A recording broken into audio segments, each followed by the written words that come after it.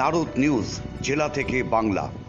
ব্যাপারে যখন সারা চন্দ্রনগর ঘুরলাম, পুরো পায়ে হেঁটে 55টা ওয়ার্ডে নিজে পায়ে হেঁটে ঘুরেছি, বিভিন্ন মানুষের সঙ্গে কথা হয়েছে।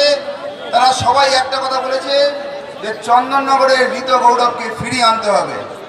আমি আজকে বেশি কিছু বলবো না, শুধু এইটুকু বলবো যে 10ই এপ্রিল 3 নম্বর বোতামে পদ্মফুল চিহ্নে ভোট দিয়ে বিজেপিকে ভারী মতদান করে আপনারা আমাকে বিজয়ী করুন। তারপরে 5 বছর ধরে আমি আপনাদের সঙ্গে থাকবো।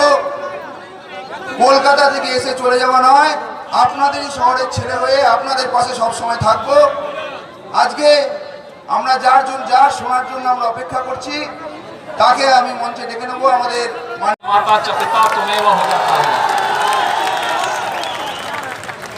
और अपने कारनामों से हार जाएं तो फिर उसी ईवीएम को कोसते हैं,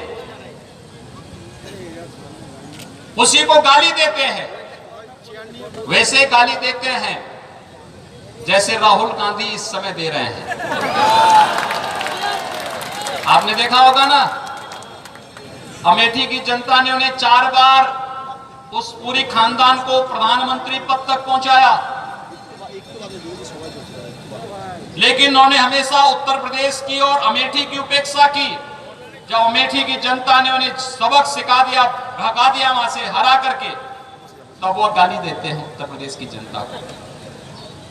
बंगाल की जनता को भी गाली देते हैं और भारत के बाहर जाते तो भारत की जनता को भी गाली देते हैं। यही स्थिति है इन सभी राजनीतिक दलों की। जो लोग आज ईवीएम पे अपना गुस्सा फोड़ रहे हैं, लेकिन अपने कारनामों को नहीं देखते कि जब इन्हें सत्ता मिली थी तब गांव के लिए, गरीब के लिए, किसान के लिए, नौजवान के लिए, महिलाओं के लिए इन्होंने कुछ नहीं किया, देश की सुरक्षा के लिए कुछ नहीं किया और भारत की आस्था को सम्मान देने के लिए भी कुछ नहीं किया। जब भारत की आस्थावान जनता, भारत की सुरक्षा के लिए प्रतिबद्ध जनता, विकास के लिए एक नए विजन के साथ कार्य करने वाली जनता जब अंगड़ाई लेती है और इन्हें सबक सिखाती है, तब ये ईवीएम मशीन पर अपना गुस्सा फोड़ना शुरू कर देते हैं। भाइयों बहनों, आपको उसकी चिंता नहीं करनी है। उनकी प्रवृत्ति है, उनकी प्रवृत्ति है। उनको जो करना था वो कर चुके, अब आपको जो करना है उसके लिए आह्वान करने के लिए ही तो हम लोग आपके बीच आए हैं। मुश्किल से 28 दिन बचे हैं। इन 28 दिनों के अंदर प्रधानमंत्री मोदी जी के विजन के अनुरूप सोनार बांग्ला की सपने को साकार करने का उदय बंगाल की धरती पर होने जा रहा है। मात्र 4 वर्ष के अंदर उत्तर प्रदेश में 40 लाख गरीबों को एक आवास दिया है। 6 करोड़ गरीबों को 5 लाख रुपए की स्वास्थ्य बीमा का कवर दिया है। 2 करोड़ 42 लाख किसानों को प्रधानमंत्री किसान सम्मान निधि का लाभ दिया गया है। 6000 रुपए सालाना हर किसान को उपलब्ध हो रहा है। 87 लाख वृद्धजनों को, विधवा महिलाओं को, दिव्यांग जनों को पेंशन की सुविधा का लाभ मिल रहा है। और भाइयों बहनों, उत्तर प्रदेश के अंदर 2 करोड़ 61 लाख गरीबों को एक शौचालय, 1 करोड़ 57 लाख गरीबों को, गरीब परिवारों को रसोई गैस के मुफ्त में कनेक्शन उपलब्ध करवाए गए हैं। आज वहां पर हाईवे, रेलवे, एयरपोर्ट का निर्माण हो रहा है, एम्स बन रहे हैं, आईआईटी बन रही है, आईआईएम बन रहे हैं, मेडिकल कॉलेजेस की श्रृंखला बन रही है। लेकिन बंगाल के अंदर दीदी कहती है कि यहां पर मेडिकल कॉलेज नहीं चाहिए, यहां एयरपोर्ट भी नहीं चाहिए, यहां किसानों को किसान सम्मान निधि का लाभ नहीं देना चाहिए। दीदी यहां पर गरीबों को आयुष्मान भारत की 5 लाख रुपए की सालाना स्वास्थ्य बीमा का कवर भी नहीं देती है। गरीबों को प्रधानमंत्री आवास नहीं देने देती है, विकास का कोई कार्य नहीं होने देना चाहती है। इनका विकास, दीदी का विकास तो केवल भतीजे के विकास तक सीमित हो गया। उससे ऊपर नहीं सोचे, उससे आगे नहीं जाना चाहते हैं। उनकी सहानुभूति यहां के नौजवानों के साथ नहीं है, किसानों के साथ नहीं है। 10 वर्ष में एक भी उद्योग बंगाल के अंदर नहीं लगा है। भाइयों बहनों, उत्तर प्रदेश में हम लोगों ने 4 वर्ष में 4 लाख नौजवानों को सरकारी नौकरी दी। 1.5 करोड़ नौजवानों को जो निजी निवेश उत्तर प्रदेश के अंदर करवाया गया उसमें नौकरी दी, और लाखों नौजवानों को अन्य रोजगार उपलब्ध करवाने का कार्य किया गया। यह काम बंगाल के अंदर भी हो सकता था। बंगाल के नौजवानों में बुद्धिमत्ता है। बंगाल भारत की बौद्धिक संपदा का केंद्र बिंदु रहा है। भारत को राष्ट्रगान और राष्ट्रगीत देने वाला बंगाल, क्रांतिकारियों की फौज देने वाला बंगाल, आध्यात्मिक गुरुओं की परंपरा को आगे बढ़ाने वाला बंगाल आज हिंसा, अराजकता, भ्रष्टाचार की चपेट में क्यों आया है? ये चुनाव इसके लिए हमें सोचने के लिए मजबूर करता है। और इसलिए भाइयों बहनों, परिवर्तन आज की आवश्यकता है। बंगाल के अंदर परिवर्तन आज की आवश्यकता है, और इस आवश्यकता के लिए आप सबका आह्वान करने के लिए मैं स्वयं इस चंदन नगर में आपके बीच में उपस्थित हुआ हूं।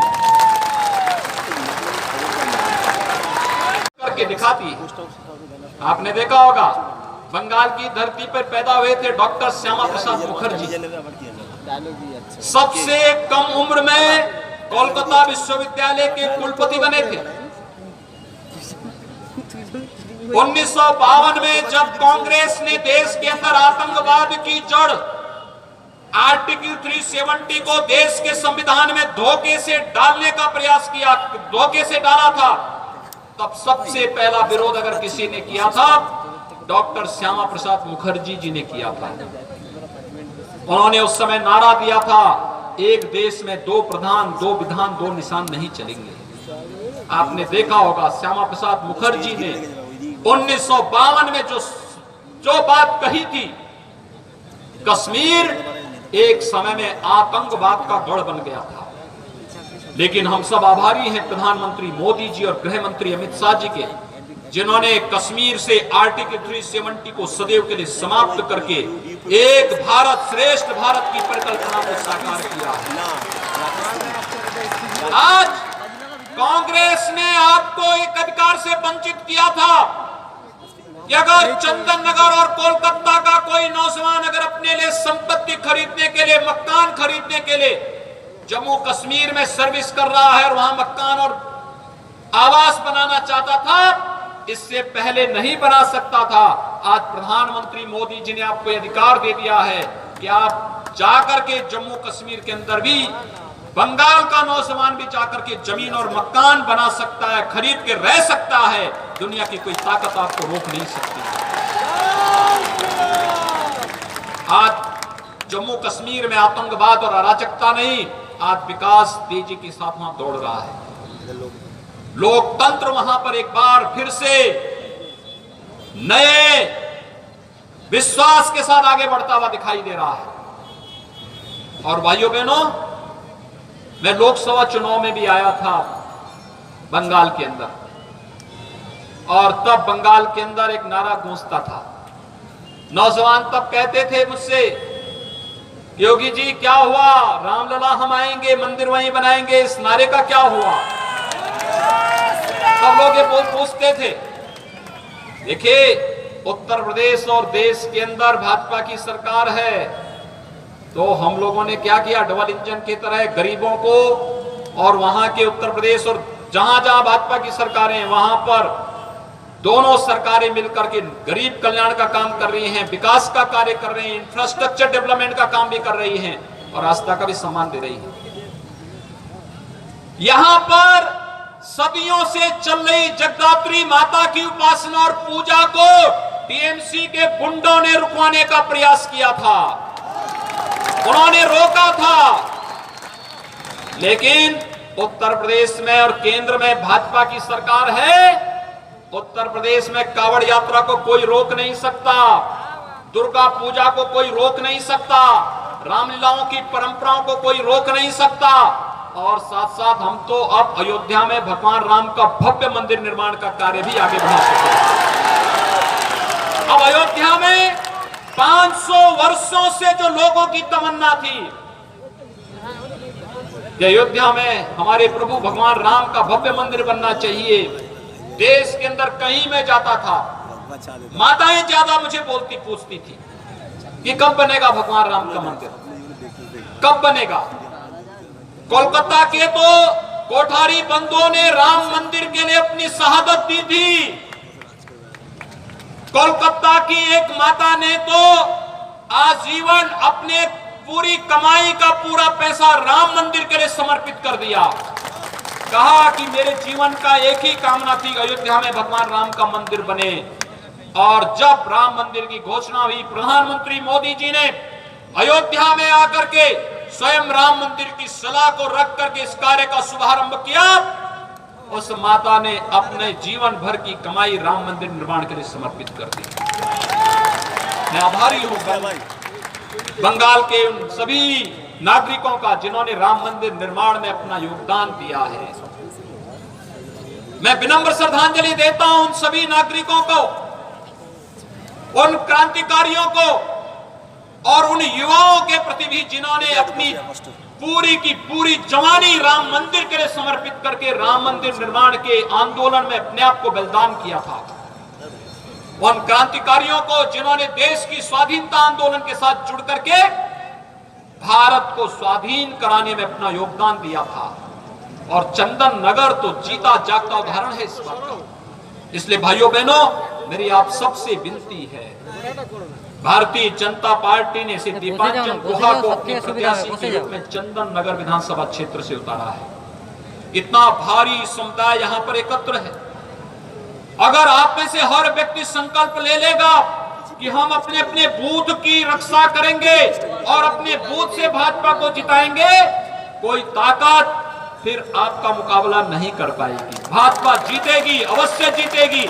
और भाजपा को जीत के इस विश्वास के साथ मैं आप सबसे अपील करूंगा कि भारतीय जनता पार्टी को कमल चुनाव चिन्ह पर श्री दीपांजन गुहा को चंदन नगर से भारी बहुमत से विजयी बनाएंगे। आप बनाएंगे? दोनों हाथ खड़ा करके मेरे साथ बोलेंगे, दोनों हाथ खड़ा करके बोलेंगे, जय श्री राम, जय श्री राम, जय जय श्री राम।